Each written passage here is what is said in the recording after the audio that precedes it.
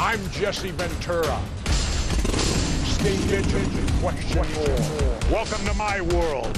Come along for the ride. The world according to Jesse. Today, we discuss the arrest of WikiLeaks founder Julian Assange and the erosion of press freedom. The world according to Jesse. WikiLeaks founder Julian Assange has been arrested and removed from the Ecuadorian embassy in London on behalf of the United States. Assange had been living in the embassy since 2012 when Ecuador first granted him asylum in an unrelated case that has since been dropped. But this April, Ecuador withdrew its international protections of Assange, allowing British authorities to arrest him on an American extradition warrant.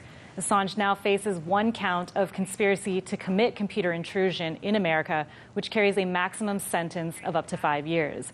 But other charges could and will likely be added.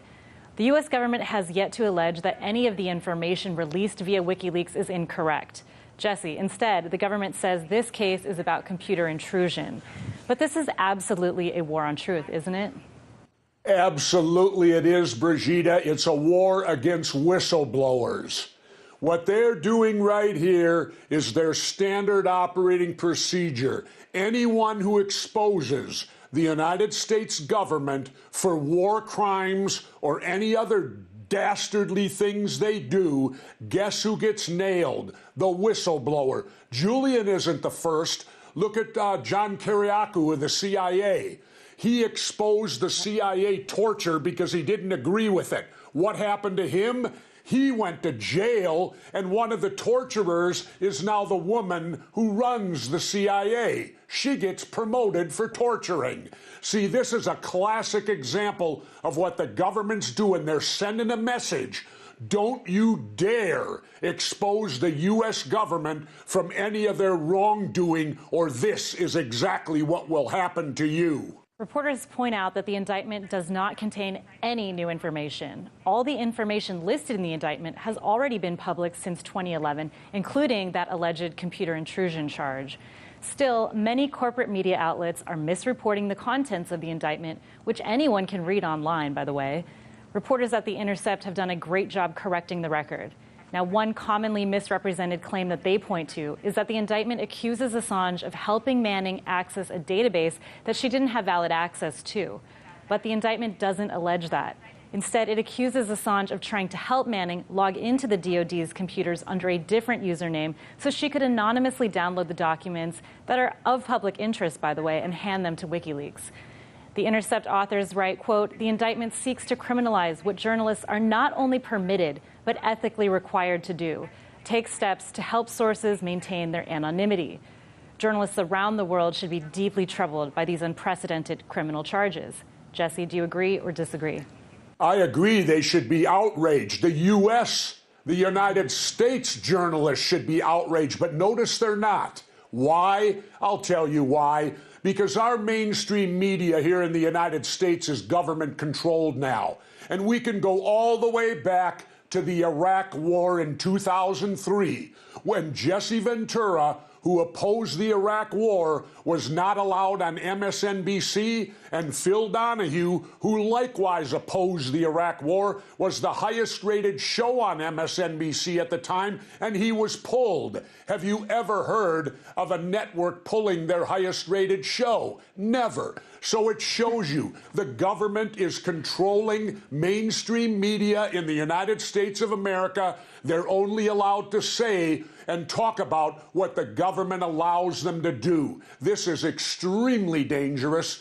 It's unprecedented in the United States before the Iraq War. But since the Iraq War, it's standard operating procedure.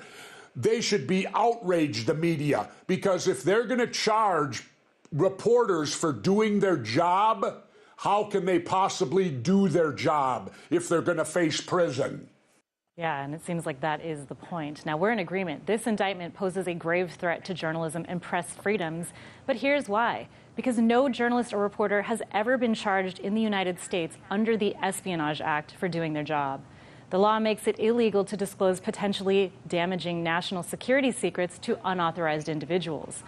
Now, at the time of taping, I want to make it clear Assange has not been charged under the Espionage Act, but there is absolutely growing concern that he may be in the future.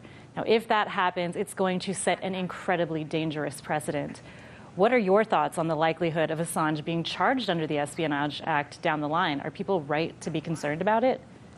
Absolutely. I fully expect him to be charged for it. I fully expect some kangaroo court. Julian Assange will not get a fair trial in the United States of America, rest assured, because there's been so much bad publicity. Our mainstream media is not backing him at all. In fact, they're going after him. And lo and behold, what has he shown the public? Well, I want to refer to Lee Camp on Redacted. People watch his latest show where he goes down the list on everything Assange has shown the public and what is happening to him, and how people who ought to be tried and put in jail are instead promoted. They get promoted for this. This is going to be something that we will be dealing with, and it isn't going to be pretty at all. The indictment has been a divisive issue because Julian Assange is a controversial figure. In response to the news, Intercept co-founder Glenn Greenwald tweeted, "One irony of Democrats cheering the indictment of Assange on is that the Obama DOJ concluded it couldn't do this without endangering press freedoms, while this was a top priority of the most reactionary Trump officials, including Pompeo and Sessions, from the start." What do you think about the Democrats who are now suddenly in favor of charging Assange? Well, the Democrats are in favor of that. Why? They're in bed with the Republicans on this deal. They're right under the same roof. Why? Because what did he expose? They did the classic. This is called kill the messenger and forget about the message. He exposed that in 2016, the Democratic primary was fixed. Bernie Sanders did not have a chance. It was fixed for Hillary Clinton. Don't you think the American people need to know that? To know that a party is fixed and that their vote really counts nothing, that the elites will pick the candidate for them, and that voting is just a sideline thing. When you have these elites within the Democratic Party making that choice at behest of the people. You know, that's the outrage that should be out there. That's why the Democrats want him put in jail, because he exposed the corruption within the Democratic Party right before the election, and it gave them the opportunity then to attempt to blame Russia for interfering in the election. You know, it hasn't been said enough, but the Carnegie Mellon Institute did a huge study, and from 1948 to 2010, they found the United States interfered in 81 elections in 45 different countries. Now, that's 10 years shy, and it also didn't count coups d'etats. So you can bet they're well into triple digits now in interfering. Now, let's talk about Trump for a second. When he was on the campaign trail, he praised WikiLeaks, and he said he liked Julian Assange. Now, do you think that he's trying to prove that he didn't collude with the Russian government by going after Julian Assange, even though this case predates the 2016 election? Is that what this is about? Well, I'll tell you, it's about something. They want him, and they want him bad, and it doesn't matter who the president is. This is the United States government attempting again, like I said, to send a message out there. You better not blow the whistle on us, because if you blow the whistle on us, it's you who will suffer. We won't. Now, a few weeks ago on this show, we talked about the arrest of Chelsea Manning in connection to this case. She's been in jail for more than a month now for refusing to testify in a grand jury investigation of WikiLeaks. Now that Assange has been formally charged, her testimony is unnecessary, especially because she already testified about all this in 2010. So why don't you think she's being released at this point? Again, it's to set an example. She was a whistleblower. She showed that film of those machine gunners in the helicopter shooting and massacring innocent people, including, I guess, 2 reporters from Reuters. You'd think they would jump on board, considering they suffered 2 casualties in the deal. But no, what's bigger is let's get the whistleblower. That's the problem with Chelsea Manning. She's a whistleblower. They want to make an example, as I said before, of all whistleblowers so that they don't have to face any more whistleblowing down the line. Jesse, how do you think this is going to affect the future of whistleblowing? Do you think people are going to be more willing to come forward now just to prove that whistleblowers have a right to reveal these crimes by our government? Or do you think this is going to send them into silence and fear? I think it's going to send them into silence and fear. The government's going to accomplish what they want to accomplish because any whistleblower is going to know it doesn't matter if they're telling the truth. They're going to get the hammer slammed down on them. They will go to jail. They will be portrayed as the bad guy in the end. I think this is being done calculated across the board. Democrats and Republicans sending a message: don't you dare rat on your government. It's time for a break. When we return, Jesse sits down with transparency advocate J. Pat Brown to talk about the government's long history of spying on and intimidating political activists. We'll be right back. The world according to Jesse.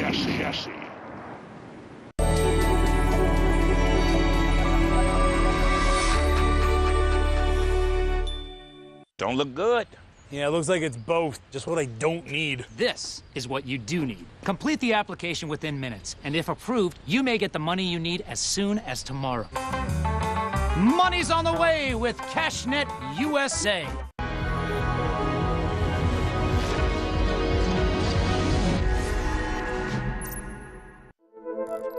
The mainstream media, swarming with falsehoods, riddled with censorship, and under corporate control, is incapable of truly informing its audience. It can't rise above the corrupt motives of those calling the shots. When you awaken to this fact, turn to RT America, where we dare to question more.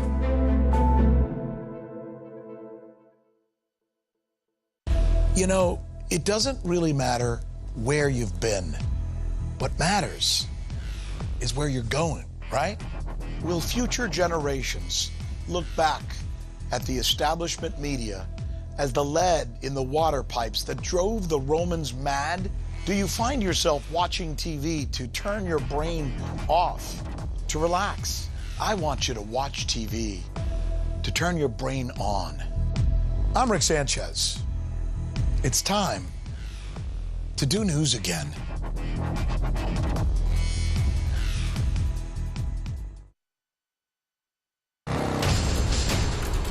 I'm Jesse Ventura. Stay vigilant, question more. Welcome to my world. Come along for the ride. The world according to Jesse. Muckrock is a nonprofit news site that helps journalists and researchers with the Freedom of Information Act requests. The site has also published a series of books on FBI surveillance. Muckrock editor J. Pat Brown joins me now from Boston. Thanks for having me. You're welcome. Thanks for joining us. First question, Muckrock is similar to WikiLeaks in a way, but rather than leaking classified information, your organization publishes information with the permission of the government agencies. Has Muckrock ever faced government pushback?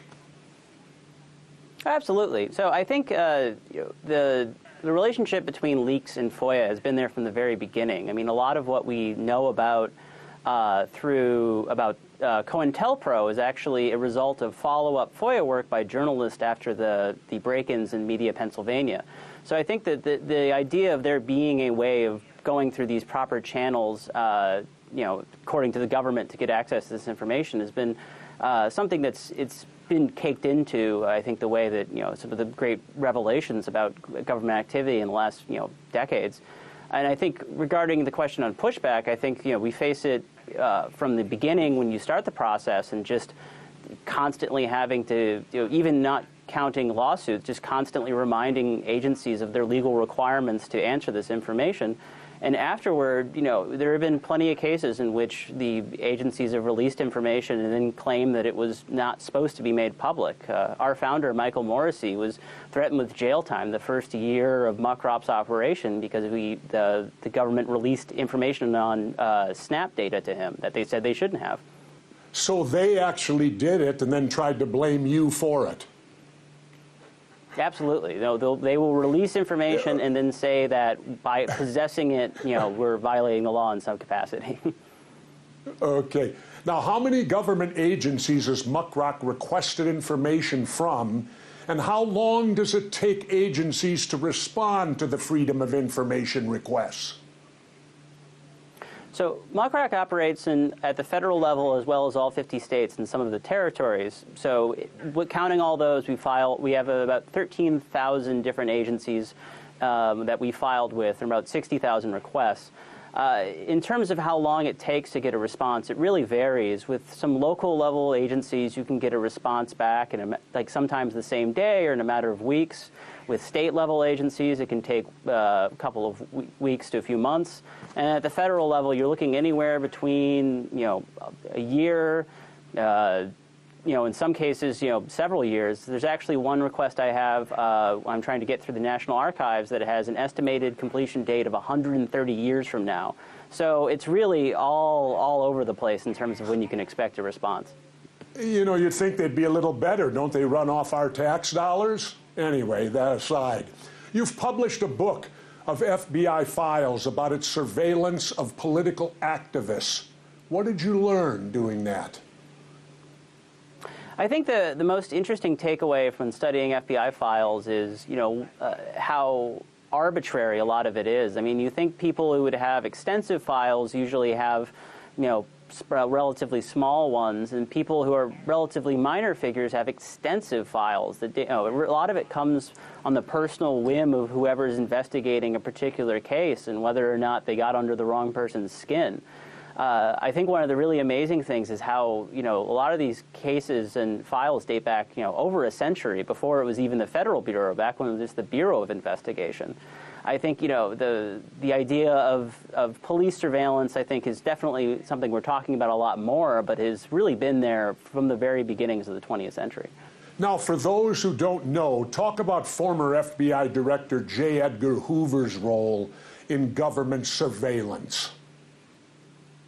Absolutely. J. Edgar Hoover, who was FBI director for 48 years, completely revolutionized the entire concept of government surveillance.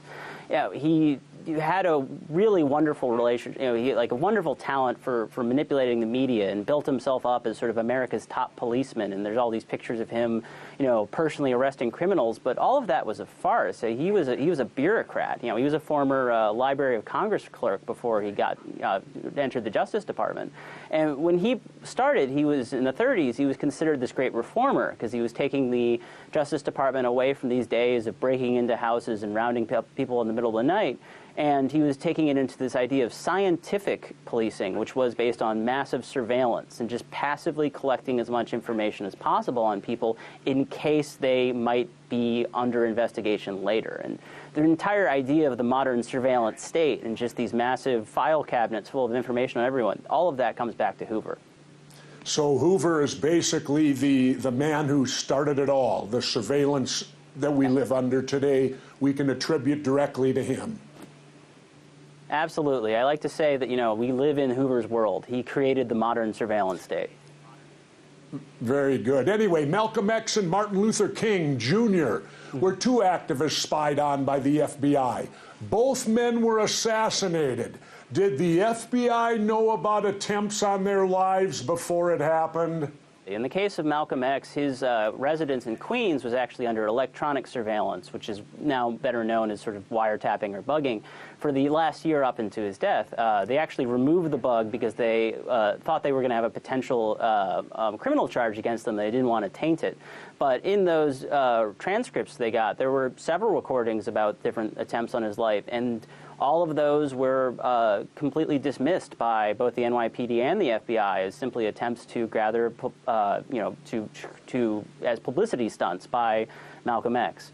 In Martin Luther King's case, there were so many rumors regarding the FBI's role in the assassination that there was actually a separate congressional investigation in 1977 that was intended to exonerate the FBI, but instead revealed to the public the extent to which Martin Luther King's life was personally under surveillance. And went way out above and beyond what people were expecting the FBI would be doing with a figure like King. Now, whether the FBI liked these people or not, didn't they have an obligation to protect them if they knew that they were in danger? It seems to me that they take oaths to that, and why wasn't that done? Because they obviously failed miserably. This comes up a lot with the FBI in terms of jurisdiction, and and especially in the civil rights cases of the 60s, is that the FBI repeatedly said that it didn't get involved in these cases because it didn't have jurisdiction. However, in cases when the FBI wanted to get involved, they certainly didn't have a problem with jurisdiction. So I think it really does depend a lot more on, again, the personal whims of whoever is investigating this, and they will try harder in cases where they like the person, as simple as that is. And it should not be that way. They shouldn't have discretion Absolutely. to do it. Well, I think I'll protect this guy, but I don't like this guy, so what the hell, let him go the other way. Now, the FBI also has targeted fiction writers and scientists. Why? Mm-hmm. Well, we like to say, both of in the case of you're dealing with two people that are that the FBI tries to identify danger, and according to itself and its own way that it defines that. So for the FBI, writers had dangerous ideas, and scientists had dangerous knowledge. And as a result, both needed to be under surveillance in case they used those ideas or that knowledge for nefarious reasons, which again was something that was defined by the FBI.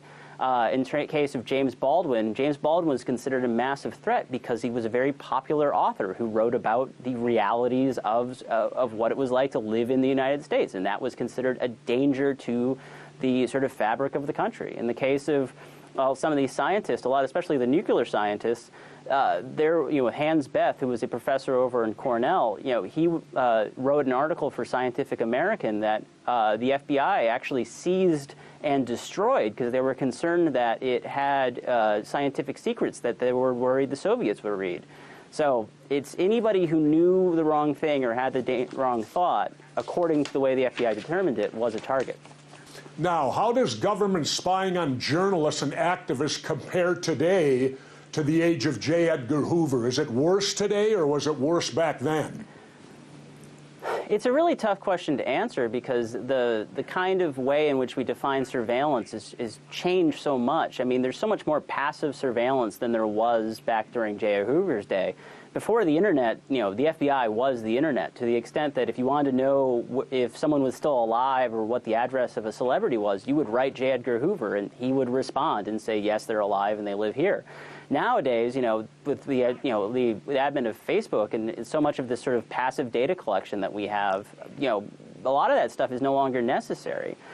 And a lot of it is also a lot more decentralized than it was in Hoover's era. When you were dealing with the FBI was one organization that collected all this information. Now, you've got, on top of the 17 intelligence agencies, you've got these federal sort of infusion centers run in each state, and every police department's got a social media surveillance team. So there's just way much more surveillance at every level now.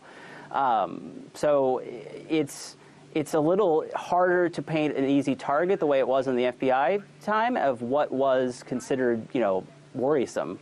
Now, I piggyback on that. How much of this is legal? Are they staying within the bounds of the Bill of Rights and Constitution, or do they just throw that out the window? J. Edgar Hoover once said that the Bill of Rights was a communist propaganda that aided and abetted America's enemies. I mean, I think that's the problem is that a lot of this, the definition of what is legal is for figures like Hoover, it mattered when it mattered and it didn't matter when it didn't. Hoover would, in his head, would constantly sort of work around different loopholes and different legal ways of not necessarily doing things appropriately. And then when other people would try to do it, he would clamp down and say that's not the way things are done. I think the question of legality is a little, I think, same thing happens anytime it runs into power. It gets thrown out the window. Now, what are your comments on the recent arrests of whistleblower Chelsea Manning and WikiLeaks founder Julian Assange? How do you feel about what's going on there? Well, I think it's a very chilling attack on it's a chilling attack on press freedom, and I think it's one that has a much longer precedent than I think is commonly known. I mean, a lot of the Reporters Committee for the Freedom of the Press in their Assange lawsuit was actually quoted an article that we wrote about the FBI investigation to the Village Voice following the Pike Committee leaks in the 70s.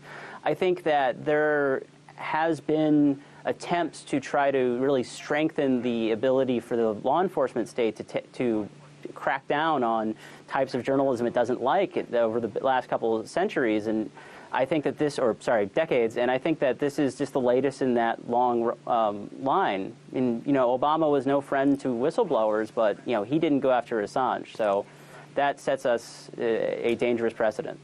J. Pat, thank you very much for exposing the truth and unlocking these hidden aspects, we'll call them, of American history. Thank you very much for joining us. Absolutely. Thanks so much for having me. The world according to Jesse. Let's turn to the viewers. We asked people online whether you personally like Julian Assange or not. Do you think this indictment poses a threat to the First Amendment? Why or why not? Hugh says, yes, this indictment is a massive threat to the First Amendment. Protecting the anonymity of sources is critical to maintaining the Fourth Estate as a secondary channel for whistleblowers. Jesse? I absolutely agree with him. This is a blow, like I said, to silence any whistleblowing in the United States of America, and it has bipartisan support. Imagine that. Bipartisan support. The Democrats and Republicans agree on this one. Ronald says, yes, if he nor anyone is not allowed to report illegal behavior by our government to the people, then there's no way for the people to know if our government is breaking the law. No other agency reported the wrongdoing. It was his civic duty to report the criminal activity. No one is above the law, even our government. Well, guess again, because our government is above the law, and you're seeing it in action right now, that they are above the law, because they're taking people who did not, in my opinion, break a law. They expose things. I mean, look at the head of the CIA now is the lady who was involved in torture. So she gets promoted for committing a war crime, and the rest of the people that expose it go to jail. Something wrong with that picture? There is to me. Okay, everyone, thanks for watching. Send us your comments on Facebook and Twitter for a chance to be featured next week in a brand new episode when we talk about the Israel lobby's influence in American universities. We'll be covering more stories ignored by corporate media, because when the government lies, the truth becomes a traitor. Stay vigilant, people. The world according to Jesse.